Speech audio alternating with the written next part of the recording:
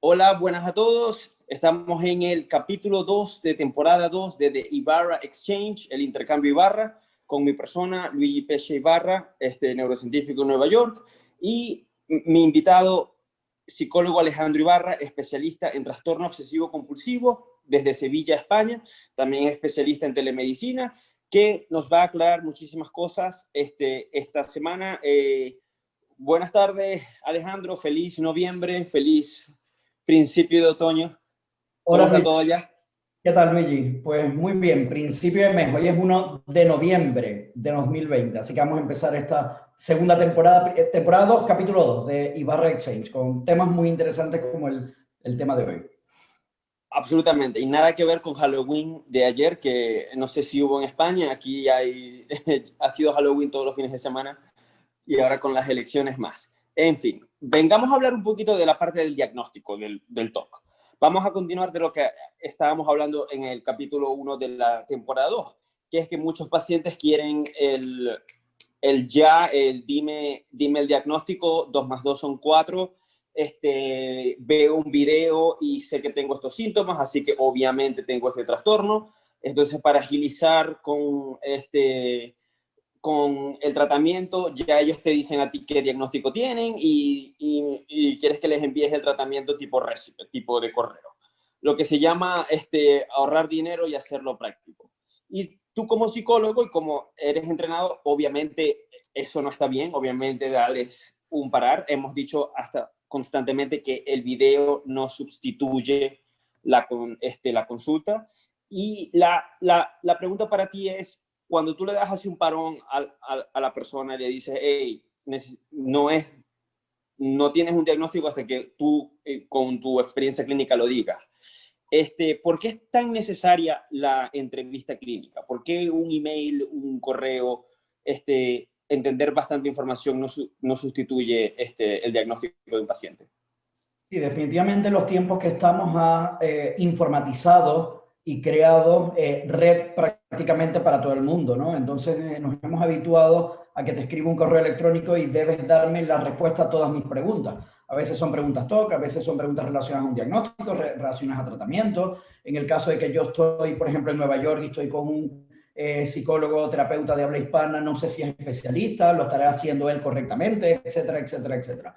Y bueno, como siempre digo, mail no es una vía de diagnóstico, mail no es la mejor vía de diagnóstico, mail es una toma de contacto para, bien sea enviar a través de un formulario un resumen de lo que te ocurre, a ver si yo puedo ayudarte, o contactar directamente a una cita. A mí no se me ocurriría realmente escribirle un correo electrónico a un cirujano para explicarle que tengo un dolor, a ver si esto es esto o tengo lo otro. O sea, es que es inviable, es imposible. Entonces aquí ocurre lo mismo. El cirujano necesita tocar y nosotros necesitamos ver un poco los síntomas clínicos. En este caso, cuando envío un correo, la mejor respuesta y la mejor vía es a través de o una consulta, obviamente vía online, lo que se llama telehealth, que dice que soy especialista en telemedicina, lo que es telehealth, que en Estados Unidos se utiliza mucho desde hace muchos años, lo que son las terapias vía Skype o vía online, y esa es una de las mejores formas, el tú a tú con la persona. No necesariamente tiene que ser terapia presencial, no tiene por qué. De hecho, en nuestra consulta en 5 Alejandro Ibarra, desde marzo, primero empezamos con los Skype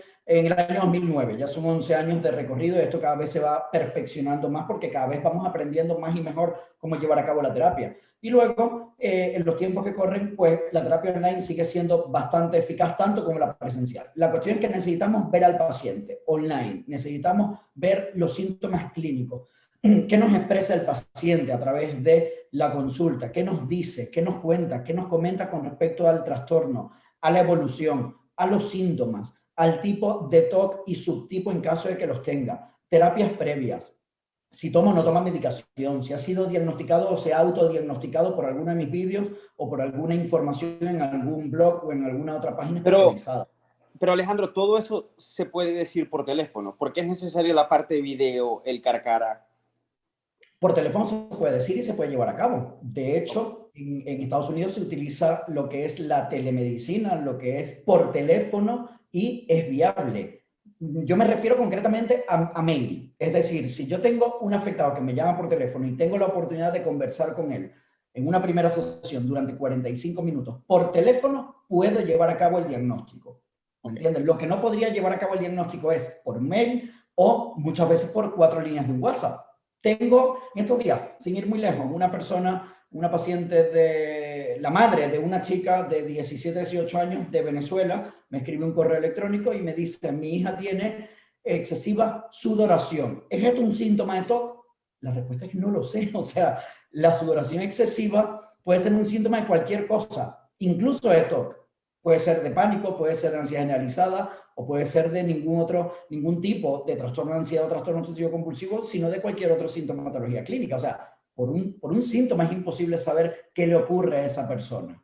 Entonces, esto es un ejemplo, esto es un claro ejemplo de lo que llega a través del correo y por eso insistimos en que la mejor forma obviamente es a través de la consulta clínica que puede ser llevada a través de terapia Skype, terapia telefónica, pero nunca a través de correo electrónico o vía WhatsApp. Esas dos vías las descartamos inmediatamente. Sí, a través de vía Skype o vía telefónica. Vía telefónica hoy en día la gente y los afectados no la prefieren porque es muy fácil conectarse incluso a través de una videollamada de WhatsApp. Por lo tanto, si tengo la posibilidad de conectarme a través de una vía de videollamada WhatsApp, ¿para qué voy a utilizar la llamada telefónica? Pero en caso de que tenga que utilizar esa llamada telefónica, sería viable.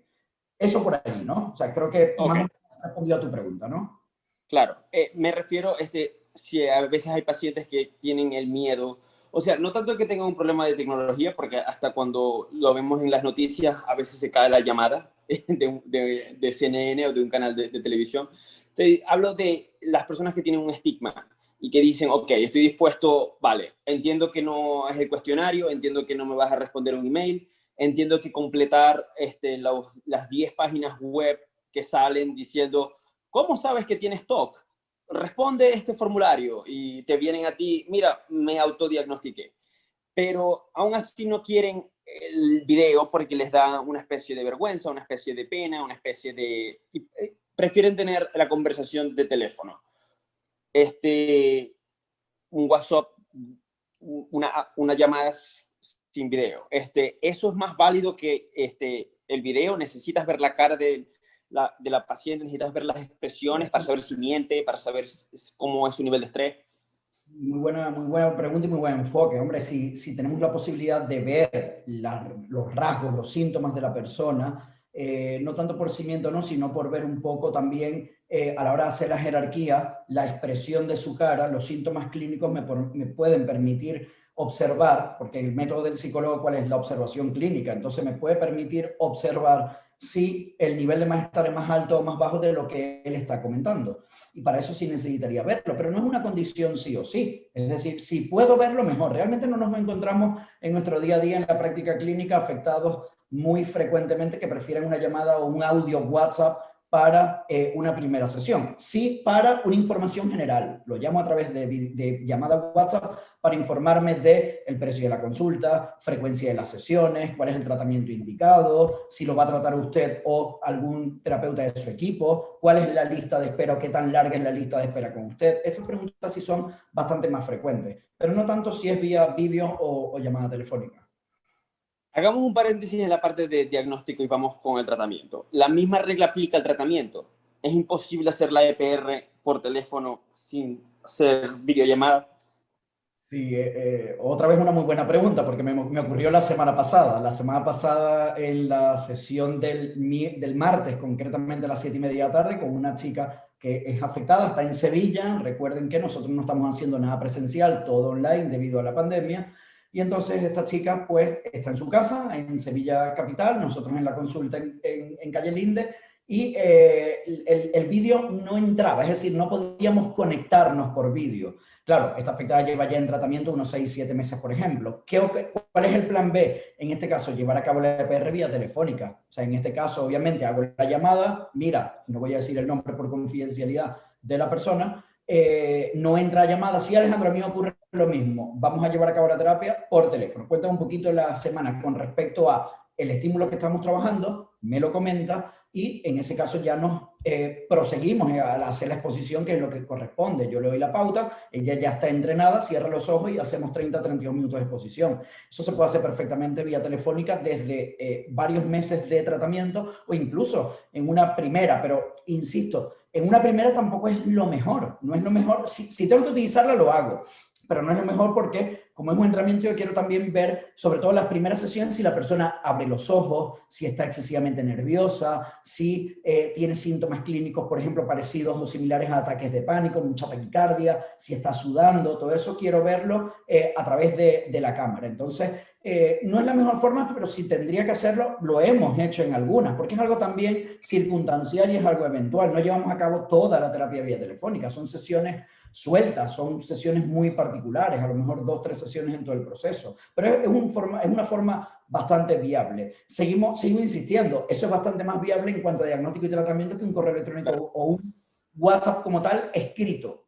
Tengo taquicardia, ¿es esto síntoma TOC? No lo sé. Me viene a mi mente que le quiero hacer daño a mi perro. ¿Es esto síntoma TOC? No lo sé. O sea, no me estás dando información. Y WhatsApp no es una vía de diagnóstico y tratamiento. O sea, debemos también, Luigi, en cierta forma, educar a la población de que lo inmediato con respecto a diagnóstico y tratamiento no es correctamente realizado a través de un correo o vía WhatsApp. O sea, no podemos educar a la población de que envía tu correo, envía tu WhatsApp y diagnóstico y tratamiento para todo el mundo. No, porque no es la forma correcta. Ahora, la videollamada sí, porque tiene evidencia científica, tiene investigaciones, lo hemos llevado a cabo y los resultados no mienten. De hecho, son cientos y cientos de afectados recuperados con esta modalidad terapéutica. Eso es bastante distinto que llevar a cabo el diagnóstico y tratamiento por correo electrónico, por letras de WhatsApp, por un mensaje de WhatsApp.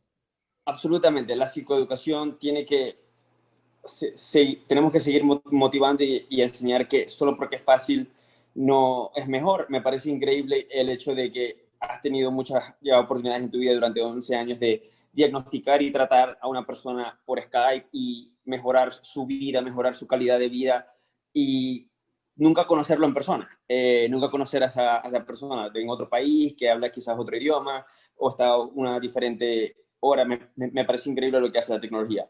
La razón por la que hice la pregunta de tratamiento es porque cuando empezó la pandemia aquí en Nueva York, en la parte laboral y la parte de reuniones, había una obsesión por las videollamadas, de tenemos que vernos todo el tiempo. Y recientemente en septiembre hubo bastantes encuestas y formularios de, aparte de todas las cosas que añaden estrés, la parte de video añadía mucho estrés al nivel laboral. Entonces lo he visto muchas veces que si la gente puede simplemente llamarte y tener que impedir la videollamada, lo hacen. Toma bastante tiempo, pero claro, no es lo mismo diagnosticar o el tratamiento de una persona. Pero volvamos al punto de si el paciente miente.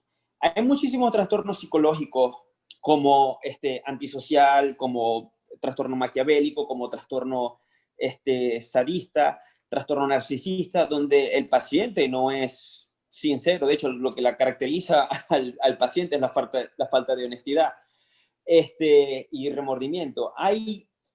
Ninguno de estos trastornos hay comorbidad con el TOC. ¿Cómo sabes que el paciente TOC es 100% genuino y honesto en lo que te reporta? Sí, hombre, la comorbilidad con trastornos de personalidad con respecto a los que has nombrado y TOC no es la más alta. Sí hay un 30% de los afectados con trastorno obsesivo-compulsivo sufren trastorno obsesivo-compulsivo de la personalidad, en algunos casos también personalidades un poco pasivo-agresiva, por ejemplo, es otro tipo. Pero lo que has comentado sobre antisocial y esto no es lo más frecuente. No quiere decir que no exista, pero no es lo más frecuente. Entonces, date cuenta que una de las características de personalidad y de los síntomas, en muchos casos del afectado con TOC, precisamente es la ética y la moralidad. Entonces, son personas que el nivel de sufrimiento es muy alto y que quieren, aunque en algunos casos pueden no tanto mentir, sino ocultar los síntomas por vergüenza, por estigma, que es diferente. En el caso de mentir es manipular la información. Aquí ellos lo que hacen es decir, bueno, te cuento 2 síntomas, pero realmente tengo 3 más que, como no tengo confianza contigo, aún no te los voy a comentar y sí en una siguiente sesión o en sesiones posteriores. Sí vemos algunos afectados que ocultan ciertos síntomas o compulsiones. Por ejemplo, en los afectados con TOC motor, contaminación, orden y simetría, este tipo de afectados o de tipos de TOC, la persona tiende más a ocultar los síntomas, no tanto al mentir como tal, lo que es el engaño, no tanto, sino más bien a ocultar los síntomas. Entonces, con respecto a la pregunta de, llega el afectado a consulta y miente, puede ocultar ciertos síntomas, pero para eso también está la habilidad terapéutica, los conocimientos, la experiencia clínica, los años, obviamente, de tratar concretamente este tipo de psicopatología clínica, donde nos damos cuenta que falta información y nosotros en nuestro equipo, en 5 Alejandro Ibarra, tenemos la suficiente habilidad para poder decir o poder comentarle al paciente, y es uno de los protocolos que tenemos cuando, por ejemplo, imagínate un TOC de pedofilia, entonces la persona dice, bueno, sí, tengo cierta atracción por niños pequeños, me da ansiedad, vale. Y, por ejemplo, tocarle la pierna también, nosotros vamos un paso por delante. Ella o él no me está diciendo eso, pero nosotros sabemos que este tipo de TOC funciona de esa forma. Mira, y te llegan imágenes también como, por ejemplo, tocar, besar los genitales de un niño de entre 4 y 8 años, o te llegan imágenes de, y si me gusta una niña pequeña que he visto en la tele. Entonces, vamos siempre un paso por delante. ¿Y qué hacemos? Ayudamos a la persona a que se sienta en confianza, a que se sienta comprendida, a que se sienta atendida, para que diga, el terapeuta que me está tratando, el equipo de terapeutas que me está tratando de Alejandro Ibarra, entiende el tema, por lo tanto, voy a abrirme a comentarle cómo llegan los síntomas a mi mente. Si es en pensamientos, si es en imágenes, si es en sensaciones, si es, por ejemplo, groinal, que son sensaciones más de tipo sexual. Entonces, el mentir como tal es menos probable, vamos a decirlo. No quiere decir que no ocurra, claro que puede ocurrir, pero es menos probable y la experiencia clínica nos ayuda, vamos a decir, a arropar al paciente para que se sienta atendido, comprendido y nos cuente lo que necesitamos saber únicamente, no nos cuente ni más ni menos, simplemente lo que necesitamos saber para ayudarlo en su proceso de recuperación. Y otra cosa, con el nivel de estrés y ansiedad que los pacientes tienen, lo que ellos quieren es salir de eso. Entonces, mientras más información den y mientras más sincera y honesta sea, más el tratamiento ocurrirá. Hablando de un tema importante, en el capítulo anterior hablamos del tratamiento personalizado y cómo el tratamiento, como la EPR cognitivo-conductual, el tratamiento conductual específicamente, tiene muchísimas más ventajas que el tratamiento cognitivo y por eso se usa muchísimo más. Tanto estudios con estadísticas como a nivel anecdotal. Tú lo has visto, lo has intentado simultáneamente. ¿Ok? El tratamiento personalizado. Pero hablemos del diagnóstico personalizado. Aquí en Estados Unidos pasa mucho tanto con psicólogos y con psiquiatras y hasta con los médicos, que buscan un diagnóstico. O sea, la primera sesión debería ser el diagnóstico. Eso es lo que el seguro paga. Paga una sesión para que te diagnostiquen. No tiene sentido, el seguro no te va a pagar 3, 4 sesiones para que el psicólogo se tome el tiempo en diagnosticar. Sabemos que eso no funciona así en España, pero solo hablando del tema del diagnóstico personalizado. Acabas de comentar del trastorno TOC, pedofilia, pederasta. En el mundo del TOC, en los subtipos, ¿hay trastornos que se necesitan más de una sesión para ser diagnosticado? Hay algunos que son más difíciles que otros y tardan hasta 3 sesiones en entender qué es lo que sufre el paciente. Mira, te hablo desde mi experiencia. ¿Qué ocurre en nuestra consulta? Que nos hemos especializado en trastorno obsesivo compulsivo desde hace aproximadamente 13, 14 años. El Skype llegó después. Primero hacíamos presencial, en el año aproximadamente 2005, 2006 empieza todo esto, en el año 2009 arrancamos con los Skype y hemos ido, pues ya obviamente recorriendo un camino de muchos años. Cada vez más, vamos a decir, necesitamos menos tiempo para el diagnóstico. Hablo de mi consulta, hablo concretamente de mi equipo y hablo, por supuesto, de nuestra experiencia porque son cientos y cientos de casos y son, pues, cientos de sesiones a la semana con respecto de todo el equipo. Entonces, imagínate un cirujano cardiovascular que solamente opera bypass. ¿Cuánto tiempo necesita para diagnosticar y tratar o, de alguna forma, hacer un tratamiento acertado? Pues, seguramente muy poco tiempo. Pero ¿qué pasaría con un cardiólogo, con un cirujano un poco no tan específico? Pues posiblemente necesitaría más tiempo. Esto es exactamente igual. Si tú me preguntas, ¿cuánto tiempo necesitas para diagnóstico? ¿10 minutos? ¿5? O sea, no necesito realmente tiempo. ¿Por qué? Primero porque el afectado normalmente viene casi que autodiagnosticado por la información. Él sabe lo que le ocurre normalmente por información de los vídeos, las páginas distintas que hay a través de internet, los diferentes blogs, etcétera, etcétera. En caso de que no sepa lo que le ocurre, viene diagnosticado de algún psicólogo o psiquiatra de trastorno obsesivo compulsivo, pero no del tipo. El tipo ya lo concretamos más en la consulta, en lo que es la entrevista. Pero el contenido muchas veces es que con dos síntomas, con dos pensamientos, ya podemos hacernos una idea del tipo de TOC, de lo que es el contenido y el tipo del trastorno obsesivo compulsivo que sufre esta persona. Entonces, no necesitamos realmente más de una sesión. De hecho, en la primera sesión nosotros hacemos el diagnóstico, la psicoeducación del TOC, que es lo que la persona necesita saber de primera mano del trastorno obsesivo compulsivo, que es las consecuencias que tiene, la psicoeducación de la EPR, del tratamiento, que es la solución al problema, la evolución, que lo ha traído desde que han empezado los primeros síntomas hasta la actualidad, si requiere o no requiere medicación dependiendo de si viene ya medicado previamente o no, el tipo de TOC, todo eso se hace en una primera consulta. Hemos visto afectados, por ejemplo, que vienen muchas veces de diferentes consultas porque llevan un recorrido largo de evolución de los síntomas TOC y, por supuesto, las diferentes consultas donde he ido a una última psicóloga y hasta la sesión número 4, número 5, no me dijo que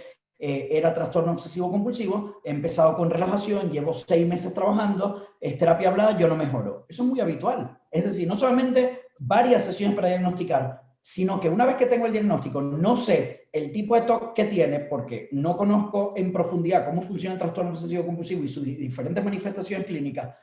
Y por último, si no tengo una certeza de ese diagnóstico, no puedo poner un tratamiento adecuado. Entonces la persona va recorriendo camino infructuosamente. Eso es una realidad, eso ocurre. Va ocurriendo menos porque la fuerza que de alguna manera tenemos también los líderes de los diferentes sectores o campos con la ayuda de los vídeos, con la ayuda de los podcasts, con la ayuda de los diferentes congresos donde participamos, la información general ayuda al afectado a acercarlo al tratamiento adecuado. Imaginemos un mundo sin internet, sin vídeo Skype, en plena pandemia.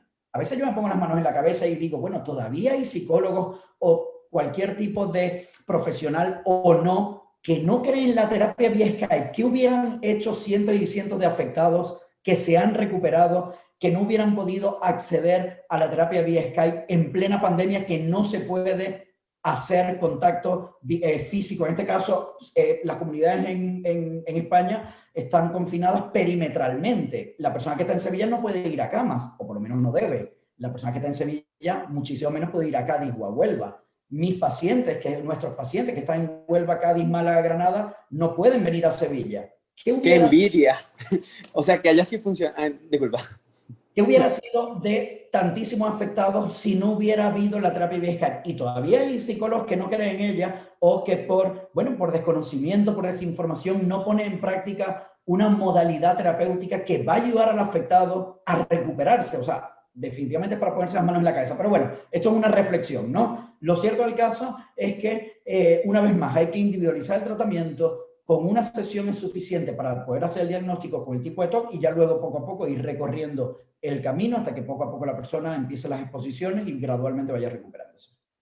Es definitivamente para ponerse las manos en la cabeza y sobre todo cómo haría un psicólogo con una persona ahorita en su sala y que terapia con el tapabocas y el paciente con tapabocas y respira y medita con la persona con el tapabocas, es para volverse, aunque bueno, si no hubiera internet no hubiera quizás tanta desinformación que hay de la pandemia que en Estados Unidos ha influenciado. Y cuando dije que envidia es porque aquí en Estados Unidos nunca se perimetró los estados. Por eso ahora tenemos el mayor número de casos. O sea, estás en Nueva York, puedes ir a California si quieres, y somos 50 países y nadie nunca dejó de impedir que nadie viajara en ninguna parte. Entonces, bueno, aquí estamos. Pero una última pregunta que tenía acerca de la frustración del paciente. Tú dices que hay veces que llegan a ti después de 6 meses de estar hablando con otro psicólogo.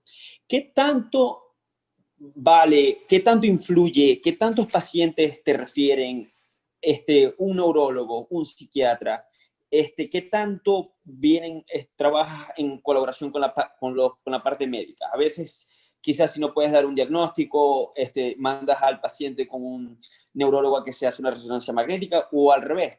te viene un paciente que hizo su recorrido empezó con un neurólogo, después fue con un psiquiatra, después fue con un psicólogo no especializado en TOC, y después llegó a ti. Entonces cuando llega a ti te traen ya los estudios, esta fue la electroencefalografía, esto es mi tipo de sangre, esta fue lo que salió en la resonancia magnética funcional y estructural. ¿Eso ocurre mucho?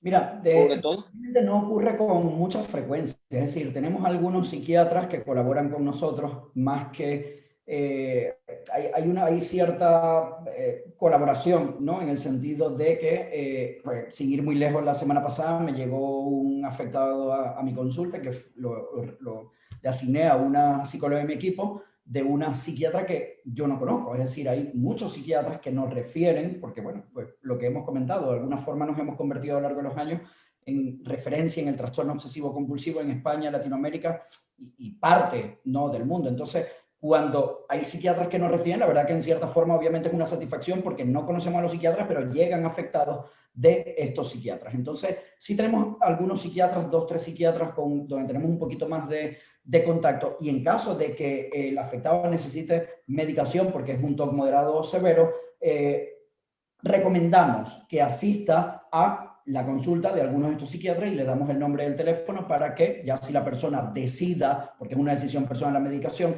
pues se pone en contacto con estos psiquiatras. Pero no es tan frecuente. Con neurólogos hemos tenido algún caso que venga remitido de algún neurólogo, pero bastante menos. Lo cierto del caso es que no vemos esa, a lo mejor como en Estados Unidos o como en Latinoamérica. En Latinoamérica sí funciona bastante más, donde, de hecho, sin ir muy lejos ahora, en la última conferencia de TOC, que fue la primera de habla hispana, que se hizo ahora en septiembre, en Latinoamérica, por ejemplo, los afectados, antes de venir al psicólogo, van al psiquiatra para que le diagnostique, como si el diagnóstico del psicólogo no tuviera efecto. O sea, perdona, es tan válido el diagnóstico del psicólogo como el psiquiatra. Y en Latinoamérica la cultura, tú y yo lo sabemos, que somos de países latinos y de familiares, por supuesto, médicos, donde primero se utiliza la medicación y luego remito al psicólogo para que haga el tratamiento, para que haga lo que tenga que hacer. En España funciona completamente distinto. Es decir, a mí me llega el paciente de 2 vías, muchas veces, vamos a decir, con largos recorridos por psicólogos, pero sobre todo viene el paciente vía internet, desgastado de los diferentes psicólogos y psiquiatras, y va buscando la solución a su problema desesperadamente, y a través de allí es donde dan con el terapeuta adecuado. Luego, ellos son investigadores natos, entonces pues prácticamente van investigando a los diferentes, incluso especialistas. Bueno, Alejandro, que está en Sevilla, o tal otro psicólogo o psicóloga que se encuentra pues en Madrid, por ejemplo, o en Lima, Perú, y así van contactando con cada uno a ver un poco el trabajo de cada uno de los psicólogos. Entonces, pues eso, sí colaboramos con algunos psiquiatras, pero claro, es que en nuestro caso viene el paciente, lo diagnosticamos, lo tratamos, y sí y solo si necesita medicación, le recomendamos medicación. Tenemos muchos afectados que no toman medicación. Más o menos saqué en estos días las estadísticas en base a una muestra de 353 afectados, y creo recordar, no lo tengo a la mano, pero que un 30% toman medicación. Sin embargo, de ese 30%, un 20 y tanto largo son pacientes de Latinoamérica, son afectados de habla hispana de países de Latinoamérica. Quiere decir que en Latinoamérica se medica con bastante más frecuencia que aquí en España. Por lo tanto, nosotros apostamos por un modelo más psicológico versus un modelo farmacológico. Siempre, y en Estados Unidos funciona así, siempre terapia de primera elección, Gold Standard Treatment con EPR, y en caso de que la persona necesite medicación, pues ya es como un 15-20% del tratamiento, pero primeramente y mayoritariamente EPR. Aquí en Estados Unidos hay muchos también neuropsiquiatras, que son los pacientes los doctores que toman esos casos que los psiquiatras o los neurólogos no entienden, y antes de referirlo a un psicólogo clínico. Pero no, es súper interesante lo que has dicho, y súper, muy, muy honesto, ese estigma del latinoamericano de si uno está viendo a un psicólogo, quiere la segunda opinión de un psiquiatra, pero si está viendo a un psiquiatra, jamás nadie diría, ajá, ¿y qué dice el psicólogo? Nadie osa a cuestionar a un médico, pero sí pasa al revés. Muchísimas gracias, Alejandro, por este episodio 2 del ciclo 2 de The Bar Exchange. Nos vemos para el próximo capítulo. Muchísimas gracias. Un placer, Luigi, un placer. Un abrazo muy fuerte. Cuídate mucho. Bye bye. Igual. Chao. Feliz noviembre. Gracias.